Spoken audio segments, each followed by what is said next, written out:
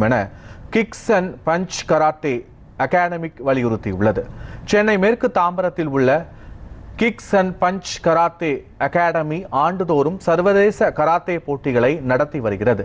அதன்படி 14வது royal challengers open karate championship போட்டி மயிலாப்பூரில் நடைபெற்றது. இதில் மலேசியா, இலங்கை, பங்களாதேஷ் மற்றும் இந்தியாவின் பல மாநிலங்களில் இருந்து 1000க்கும் மேற்பட்ட மாணவ மாணவியர் கலந்து கொண்டனர்.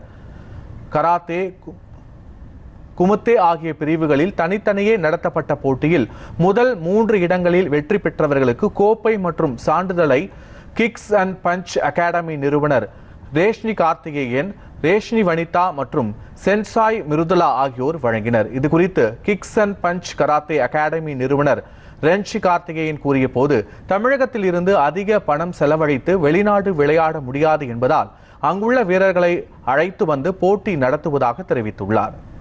இது ரொம்ப நல்ல ஒரு ஸ்போர்ட்ஸ் டெவலப்மெண்ட்டுக்கு ஒரு நல்ல ஒரு ஆப்பர்ச்சுனிட்டியாகவும் ஒரு தன்னம்பிக்கையை ஊட்டக்கூடிய வகையிலையும் இந்த ஒரு டோர்னமெண்ட்டை நாங்கள் நடத்தணும்.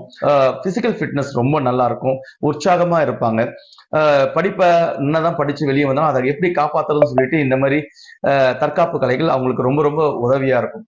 அது இல்லாமல் இன்டர்நேஷ்னல் பிளேயர்ஸ்லாம் வந்து அவங்க கூட போட்டி போடும்போது நிறைய புதிய டெக்னிக்ஸை கற்றுப்பாங்க. அதனால ஒரு புதிய சூழ்நிலையும் அவங்களுக்கு பார்க்க நல்ல வாய்ப்பு கிடைக்கும். ஒரு புது விதமான மனிதர்களையும் சந்திக்க நல்ல ஒரு வாய்ப்பாக இந்த டோர்னமெண்ட் அமைஞ்சது.